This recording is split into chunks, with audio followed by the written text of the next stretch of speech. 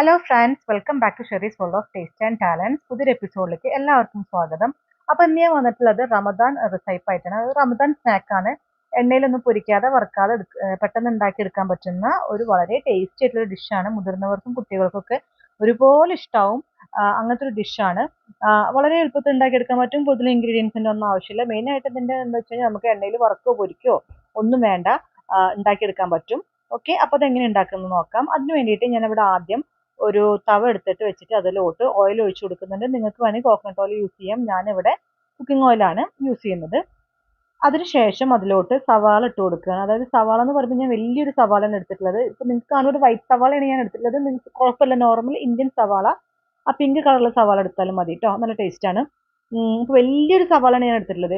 ഞാനിവിടെ യൂസ് ചെയ്യുന്ന ഇറച്ചി എന്ന് പറയുന്നത് ബീഫാണ്. ബീഫ് മിൻസ് ചെയ്തത് ഒരു അര കിലോന്റെ ഒക്കെ ഏകദേശം അടുത്തുണ്ടാവും അത്. ഓക്കെ, അപ്പോൾ ഉള്ളി ഇട്ട് കൊടുത്തു കഴിഞ്ഞു. അതിലിട്ട് വന്നിട്ട് നമ്മൾ ഉപ്പിട്ട് കൊടുക്കണം.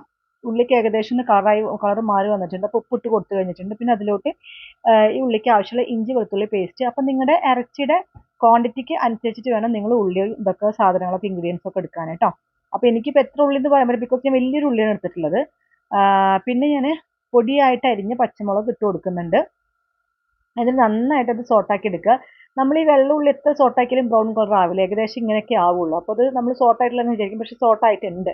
ഓക്കെ, അതിനുശേഷം ഒരു 1/2 ടേബിൾ സ്പൂൺ മുളക് പൊടി, പിന്നെ 1 ടേബിൾ സ്പൂൺ മല്ലിപ്പൊടി ഇട്ട് കൊടുക്കുന്നുണ്ട്. ഇതിൽ ഞാൻ മഞ്ഞൾപ്പൊടി ഇട്ട് കൊടുക്കുന്നില്ല. എന്താ വെച്ച് കഴിഞ്ഞാൽ അത് എനിക്ക് വലിയ വ്യത്യാസമൊന്നുമില്ല. മഞ്ഞൾപ്പൊടി ഇട്ട് കൊടുത്തില്ലെങ്കിൽ കുഴപ്പമൊന്നുമില്ല. നിങ്ങൾക്ക് വേണമെങ്കിൽ മഞ്ഞൾപ്പൊടി ഇട്ട് കൊടുക്കാം. അപ്പോൾ ഒക്കെ കൂടി ഒരു മഞ്ഞ കളറായി വരും. അതില്ലാതിരിക്കാൻ വേണ്ടിയിട്ടാണ് ഞാൻ അങ്ങനെ ചെയ്തത്. പിന്നെ എന്താ പറയുക, കുരുമുളക് പൊടി ഇട്ട് കൊടുക്കുന്നുണ്ട്. ഇതിൽ കുരുമുളകിൻ്റെ എരിവ് ഇച്ചിരി മുന്നിൽ നിൽക്കുന്നത് അതാണ് നല്ലത്. ഞാൻ എല്ലാത്തിലും അത്യാവശ്യം ഞാൻ നന്നായിട്ട് കുരുമുളക് യൂസ് ചെയ്യും. മുളക് പൊടി ഒന്ന് കുറയ്ക്കുന്നതാണ് നല്ലത്. അപ്പം നമ്മൾ ഈ പൊടി നന്നായിട്ട് സോട്ട് ചെയ്തിട്ട് പച്ചമണമൊക്കെ പോകുന്നവരെ സോട്ട് ചെയ്തിട്ട് എടുക്കുക. അതിനുശേഷം ഇപ്പോൾ കണ്ടോ, നമ്മുടെ ഉള്ളിയും ഇതൊക്കെ നന്നായിട്ട് സോട്ട് ചെയ്ത് വന്നിട്ടുണ്ട്. അതിനുശേഷം അതിലോട്ട് നമുക്ക് മിൻസ് ചെയ്ത ബീഫാണ് ഞാൻ ഉപയോഗിക്കുന്നത്, അത് ഇട്ട് കൊടുക്കുന്നുണ്ട്. ഈ ബീഫ് തന്നെ വേണമെന്നില്ല, ചിക്കൻ ആയാലും മിൻസ് ചെയ്തത് ഇല്ലാന്നുണ്ടെങ്കിൽ ബുദ്ധിമുട്ടണ്ട. നിങ്ങൾക്ക് പൊടിയായിട്ട് അരിഞ്ഞ ചിക്കൻ ഇതിലിട്ടാൽ മതി. ഓക്കെ, പൊടിയായിട്ട് അരിഞ്ഞ ചിക്കൻ ഇട്ട് കൊടുക്കാം, അല്ലെങ്കിൽ പൊടിയായിട്ട് അരിഞ്ഞ മട്ടനോ ബീഫോ എന്ത് വേണമെങ്കിലും ഇട്ട് കൊടുക്കാം. അല്ലെങ്കിൽ വേവിച്ച് വെച്ചിട്ടുള്ള ചിക്കൻ അത് വേണമെങ്കിലും ഇട്ട് കൊടുക്കാം. പക്ഷെ അതിനെക്കാളും ടേസ്റ്റ് ഇത് ഇങ്ങനെ ഇടുന്നതാണ്. ഓക്കെ, ഇതിലിട്ട് കുക്ക് ചെയ്യുന്നതാണ് ഇതിനെക്കാളും ടേസ്റ്റ്. അപ്പോൾ അത് നന്നായിട്ട് മിൻസ് ചെയ്തെടുത്തിട്ടുണ്ട്. അതിലോട്ട് ഞാൻ കുറച്ച് ക്യാപ്സിക്കം ഇട്ട് കൊടുക്കുന്നുണ്ട്.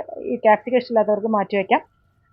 പക്ഷെ ഇതിലൊരു ഇൻഗ്രീഡിയൻറ്റും കൂടി നമ്മൾ ആഡ് ചെയ്യുന്നുണ്ട്. അപ്പോൾ ക്യാപ്സിക്കം ഒക്കെ ആഡ് ചെയ്യുന്നതാണ് ഇതിന് ടേസ്റ്റ്. അപ്പോൾ അതും കുക്കായി വന്നിട്ടുണ്ട്. എന്നിട്ട് ഞാൻ അടച്ച് വെച്ചിട്ട് ഏകദേശം അതൊന്ന് അതിൽ കുറച്ച് വെള്ളമൊക്കെ വറ്റാനൊക്കെ ഉണ്ട്. എന്നാലും ഞാൻ ബീഫ് ആയതുകൊണ്ട് ഒന്ന് അടച്ച് വെച്ച് വേവിക്കുകയാണ്. അപ്പോൾ അതാ വെള്ളമൊക്കെ ഏകദേശം വറ്റി വന്നിട്ടുണ്ട്. ആ സമയത്ത് ഒന്ന് ബീഫൊക്കെ പകുതി വന്നിട്ടുണ്ടാവും. ആ സമയത്ത് അതിൽ 1 ടേബിൾ സ്പൂൺ ഞാൻ ഫ്രഷ് ക്രീം ആഡ് ചെയ്യുന്നുണ്ട്. ഫ്രഷ് ക്രീം ഇല്ലാച്ചിട്ട് കുഴപ്പമൊന്നുമില്ല. ഇനി നിങ്ങൾക്ക് വേണമെങ്കിൽ കുറച്ച് പാൽ ഒഴിച്ച് കൊടുത്താൽ മതി കേട്ടോ. അപ്പോൾ അതാണ് മസാല റെഡി ആയിട്ടുണ്ട്. വെള്ളം വറ്റിച്ചെടുത്തിട്ടുണ്ട്. അതിനുശേഷം അതിലോട്ട് ഞാൻ പിന്നെ ഒരു എന്താ പറയുക, നമ്മളൊരു മിക്സിയുടെ ജാർ എടുത്തിട്ട് അതിലോട്ട് 2 കോഴിമുട്ട പൊട്ടിച്ചൊഴിക്കുകയാണ്. നമ്മൾ എന്താ ചട്ടിപ്പത്തിരിക്കൊക്കെ ഇതുണ്ടാക്കില്ലേ, ദോശ ഉണ്ടാക്കില്ലേ, ആ കണക്കെയാണ് ഈ ദോശ നമ്മൾ ഉണ്ടാക്കിയെടുക്കേണ്ടത്. അപ്പോൾ 2 കോഴിമുട്ട ഒഴിച്ചു കൊടുത്തു. അതിനുശേഷം അതിലോട്ട് 1 കപ്പ് പാലാണ് യൂസ് ചെയ്യുന്നത്. അപ്പോൾ 1 കപ്പ് പാല്, 2 കോഴിമുട്ട, പിന്നെ ആവശ്യത്തിന് ഉപ്പ്. പിന്നെ ഞാനിവിടെ ഒരു എന്താ പറയുക, ആദ്യം 1 കപ്പ് മൈദപ്പൊടി ഉപയോഗിച്ചു. എനിക്കൊരു 7-8 അപ്പം ഉണ്ടാക്കണം. അപ്പോൾ അതിന് ആദ്യം ഒരു 1 കപ്പ് ഇട്ടപ്പോൾ എനിക്ക് തികയാന്ന് തോന്നിയപ്പോൾ വീണ്ടും ഞാൻ ഒരു 1/2 കപ്പും കൂടി, അപ്പോൾ 1.5 കപ്പ് മൈദ എടുത്തിട്ടുണ്ട്, 1 കപ്പ് പാൽ എടുത്തിട്ടുണ്ട്, 2 മുട്ട എടുത്തിട്ടുണ്ട്. അപ്പോൾ അതുകൊണ്ട് ഏകദേശം ഒരു 8 ദോശ നമുക്ക് കിട്ടും. അപ്പോൾ എന്നിട്ട് ഇത് നന്നായിട്ട് പിന്നെ കുറച്ചും കൂടി വെള്ളം ഒഴിച്ചു കൊടുക്കുന്നുണ്ട് കേട്ടോ. എന്നിട്ട് നന്നായിട്ട് മിക്സിയിൽ അടിച്ചെടുക്കുക, ഫൈൻ പേസ്റ്റ് ആക്കുക. അപ്പോൾ ഇതാ നമ്മുടെ മാവ് റെഡി ആയിട്ടുണ്ട്. മാവ് ഇപ്പോൾ എനിക്ക് തോന്നുന്നത് ഇത് കുറച്ച് കട്ടിയുണ്ട് എന്നുള്ളതാണ്. അപ്പോൾ ഞാൻ ആ കട്ടി കുറക്കാൻ വേണ്ടി അതിനകത്ത് കുറച്ച് വെള്ളം ഒഴിച്ചു കൊടുക്കുന്നുണ്ട്. അപ്പോൾ ഇത് ഇപ്പോൾ ലൂസായിട്ട് വന്നിട്ടുണ്ട് ഏകദേശം. ഓക്കെ, അധികം കട്ടിയില്ലാതെ വേണം നിങ്ങൾ മാവ് അരച്ചെടുക്കാൻ. ഓക്കെ, അതിനുശേഷം അതിലോട്ട് പിന്നെ ഞാൻ കുറച്ച്, ഇപ്പോൾ ഇതിലെല്ലാം ഇട്ടിട്ടുണ്ട് നമ്മൾ, എന്താ പറയുക, മല്ലിയില ഇട്ട് കൊടുക്കുന്നുണ്ട്. വേണമെങ്കിൽ നിങ്ങൾക്ക് വേണമെങ്കിൽ കുറച്ച് കുരുമുളക് ഇടാം, കുരുമുളകിൻ്റെ പൊടി ഇടാം. പക്ഷെ ഞാനത് ഉപയോഗിക്കുന്നില്ല. മല്ലിയിലത്തിന് നല്ല സ്മെല്ല് ഉണ്ടാവുമല്ലോ. എന്നിട്ട് ഒരു തവ എടുത്ത് ചൂടാക്കിയിട്ട് അതിലോട്ട് നമ്മൾ ദോശ പോലെ മാവ് ഒഴിച്ചിട്ട് ദോശ പോലെ കനം കുറച്ച് ഉണ്ടാക്കിയെടുക്കണം. എന്നിട്ട് ആദ്യം ഒന്ന് ഒഴിച്ചതിന് ശേഷം ഒരു 2 സെക്കൻഡ് തീയിൽ വേവിച്ചാൽ മതി. അടച്ചു വെച്ചിട്ട് നമുക്ക് ഇത് വേവിക്കാം. എൻ്റെ ഫസ്റ്റ് ദോശ ഇത്തിരി വേവ് കൂടിപ്പോയി, പക്ഷെ ആ വേവ് കൂടരുത്, വളരെ സോഫ്റ്റ് ആയിട്ട് നിൽക്കണം അത് കഴിക്കുമ്പോൾ. അപ്പോൾ ഫസ്റ്റ് ദോശ റെഡിയായി, ഒന്ന് മറച്ചിടുകയാണ്. ഞാനൊന്ന് അടച്ചു വെച്ച് വേവിച്ചിട്ട് ഒന്ന് മറച്ചിട്ട് കൊടുക്കുകയാണ്. ഫസ്റ്റ് ദോശ ഇത്തിരി കട്ടിയും ആയിട്ടുണ്ട്. എന്ന് വെച്ചാൽ നല്ല ചൂടുള്ള ചട്ടിയിൽ കൊഴിച്ച കാരണം അവിടെ സ്റ്റിക്കായിപ്പോയി, അതാണ് ഉണ്ടായത്. പക്ഷെ രണ്ടാമത്തെ ദോശ ഞാൻ ശ്രദ്ധിച്ചിട്ടാണ് ഉണ്ടാക്കിയത്. അപ്പോൾ ഫസ്റ്റ് ദോശ റെഡിയായി. രണ്ടാമത്തെ ദോശയുടെ മാവ് വീണ്ടും ഒഴിച്ചു കൊടുക്കുക. ഒഴിച്ചു കൊടുക്കുക, 2 സെക്കൻഡ് വെയിറ്റ് ചെയ്യുക, അടച്ചു വെച്ച് 2 സെക്കൻഡ് വെയിറ്റ് ചെയ്യുക. എന്നിട്ട് സൂക്ഷിച്ച് അത് എടുക്കുക, അല്ലെങ്കിൽ പൊട്ടിപ്പോയി. മുട്ടയും പാലൊക്കെ ചേർക്കാൻ ഭയങ്കര സോഫ്റ്റ് ആവും. എന്നിട്ട് അത് മറിച്ചിട്ടിട്ട് ഒന്ന് ചൂടായിട്ട് എടുത്തിട്ട് എടുക്കുക. അങ്ങനെയാണ് നമ്മൾ ഈ ദോശ ഉണ്ടാക്കേണ്ടത്. അതായത് കനം കുറഞ്ഞുണ്ടാക്കുന്ന, എത്ര കനം കുറഞ്ഞുണ്ടാക്കണോ അത്ര നല്ലത്. പിന്നെ ഞാൻ ഇതിൽ വേറെ അപ്പസോഡ, അതായത് ബേക്കിംഗ് സോഡ അല്ലേ, അതൊന്നും ഉപയോഗിക്കുന്നില്ല. ചിലർ അതൊക്കെ ഉപയോഗിക്കും. അപ്പോൾ ഉപയോഗിച്ച് കുറച്ച് നേരം ഈ മാവ് ഇങ്ങനെ വെച്ച് കഴിഞ്ഞാൽ ഉണ്ടാക്കി വരുമ്പോൾ അതിലിങ്ങനെ ഓട്ടമായിട്ട് വരും. കാണാൻ ഭംഗിയാണ്, പക്ഷെ ഹെൽത്തിന് അത്ര ഒരു നല്ലതൊന്നുമല്ല. അതുകൊണ്ട് അതൊന്നും ഞാനിതിൽ ആഡ് ചെയ്തിട്ടില്ല. നിങ്ങൾക്ക് ഇനി വേണമെന്നുണ്ടെങ്കിൽ നിങ്ങൾക്ക് അങ്ങനെ ആഡ് ചെയ്യാം. അപ്പോൾ ഇത് ഉണ്ടാക്കി വരുമ്പോൾ ഇങ്ങനെ ഓട്ടോട്ട വരും. നമുക്ക് ഇവിടെ ഓട്ടോട്ട കാണുന്നില്ല കേട്ടോ. അപ്പോൾ അതിൻ്റെ ഒരു ആവശ്യകത ഇവിടെ ഇല്ല. അപ്പോൾ ഇതാ എല്ലാ ദോശയും ഞാനിവിടെ ഉണ്ടാക്കി വെച്ചിട്ടുണ്ട്. ഏകദേശം എല്ലാം ഒരേ ഷേപ്പിൽ, ഒരേ വട്ടത്തിൽ, ഒരേ ഇതിലൊക്കെ വന്നിട്ടുണ്ട്. ഒട്ടിപ്പിടിക്കൊന്നുമില്ല. അപ്പോൾ ഇനി ഇത് നമുക്ക് ഫില്ല് ചെയ്യണം. അതിനുവേണ്ടി ഈ ദോശയുടെ ഉൾഭാഗം ഇതാണ്. ഈ ഉൾഭാഗം നമ്മൾ എന്ത് ചെയ്ത് താഴോട്ടാക്കിയിടണം. ഈ പുറം ഭാഗത്ത്, ബാക്കിലത്തെ ഭാഗത്തിലാണ് നമ്മൾ ഈ മസാല ഫില്ല് ചെയ്യേണ്ടത്. അപ്പോൾ കണ്ടോളൂ. എങ്ങനെയെന്ന് വെച്ച് കഴിഞ്ഞാൽ കുറച്ച് മസാല എടുക്കുക. കൂടുതൽ തിക്കായിട്ട് നമ്മൾ മസാല ഫില്ല് ചെയ്ത് വെക്കാതിരിക്കുകയാണ് ഏറ്റവും നല്ലത്.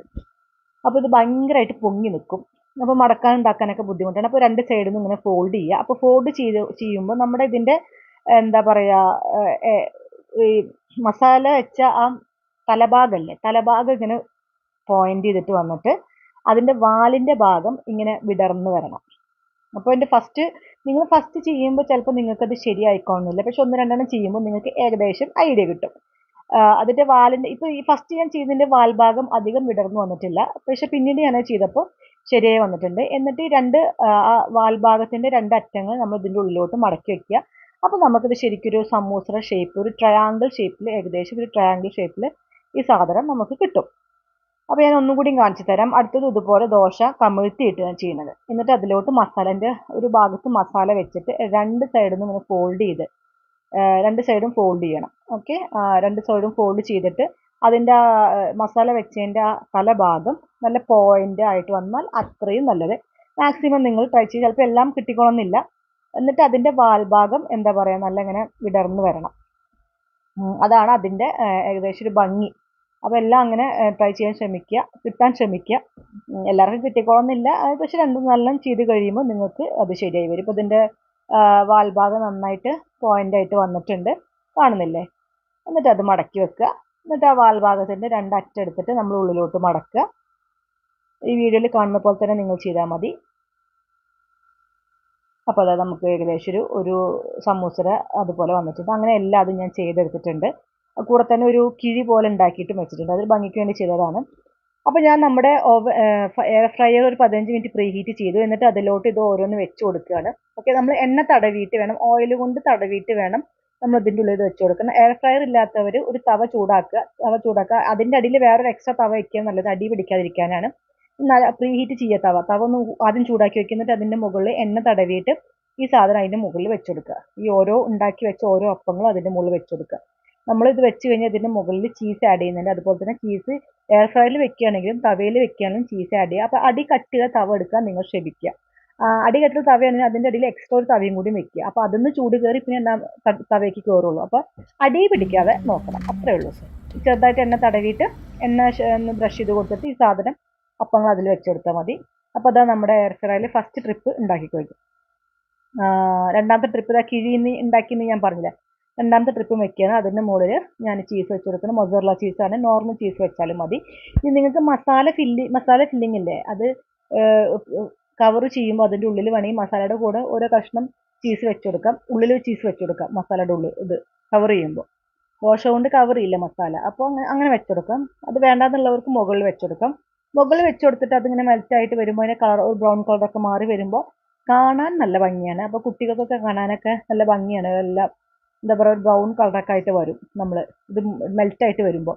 ഇനി കുക്കിംഗ് റേഞ്ചിലും വെക്കാം കേട്ടോ. കുക്കിംഗ് റേഞ്ച് പ്രീ ഹീറ്റ് ചെയ്തിട്ട് അതിലും വെക്കാം.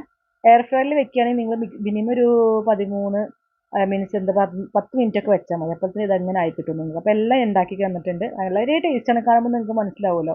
ഒരു 10 മിനിറ്റ് ഒക്കെ വെച്ചാൽ മതി എയർ ഫ്രയറിൽ, അപ്പോൾ സെറ്റായിട്ട് വരും. അപ്പോൾ ഞാൻ പൊട്ടിച്ച് കാണിച്ചു തരാം. വളരെ ടേസ്റ്റിയാണ്, എല്ലാവർക്കും ഇഷ്ടമാവും. എണ്ണയൊന്നും നമ്മൾ ഇതിൽ ഉപയോഗിക്കുന്നില്ല, വറുക്കുന്നില്ല, പൊരിക്കുന്നില്ല, ഒന്നുമില്ല.